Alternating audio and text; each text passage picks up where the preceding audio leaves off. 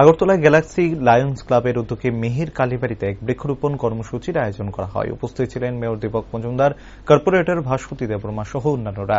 বৃক্ষরোপণ কর্মসূচি প্রসঙ্গে মেয়র দীপক মজুমদার বলেন, সারা পৃথিবী সহ ভারতবর্ষের পরিবেশের ভারসাম্যকে রক্ষা করার জন্য বৃক্ষ রক্ষা করা অত্যন্ত প্রয়োজন। সরকারি এবং বেসরকারি তরফে সবাই দায়িত্ব নিয়ে যত্নবান হয়ে বৃক্ষরোপণ কর্মসূচি প্রতিপালন করছে।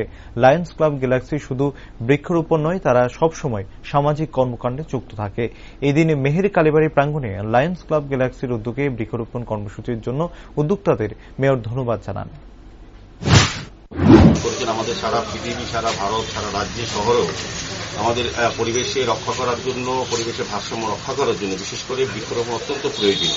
আমাদের সরকারি পর্যায়ে বিভিন্ন অনুষ্ঠান করা হয়, বেসরকারি পর্যায়ে বিভিন্ন ক্লাব, প্রতিষ্ঠান, রাজনৈতিক দল, ব্যক্তি সবাই কিন্তু পরিবেশ রক্ষা করার জন্য কিন্তু যত্নবান এবং দায়িত্ব নিয়ে কাজ করছেন।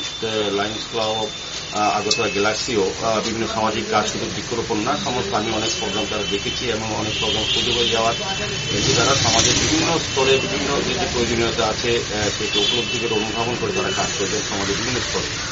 মেহের কালীবাড়িতে আজকে তারা বৃক্ষরোপণ করবেন। আমি মেহেরবাবু যারা মেহের কালীবাড়ির সঙ্গে যুক্ত আছেন তাদেরকে ধন্যবাদ জানাই। এই কাজ